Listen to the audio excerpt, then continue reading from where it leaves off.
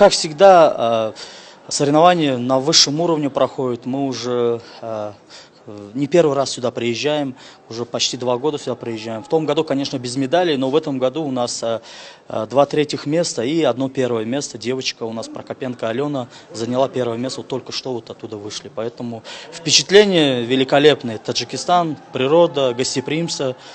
Ну, круто очень все. И плюс Гушингири — это очень зрелищный и эмоциональный вид спорта. Спасибо за то, что нас приняли. Понемножку развиваемся в России, да.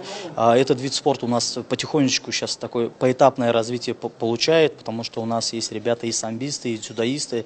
Но я думаю, в дальнейшем, конечно, мы, как и любая другая федерация, которая выступает на международном уровне и представляет свою страну, мы, конечно, хотим золотые медали и среди мужчин наших. И поэтому надеемся, что в июне месяце, который пройдет Кубок президента Таджикистана в городе Худжанд, мы более сильную команду предоставим.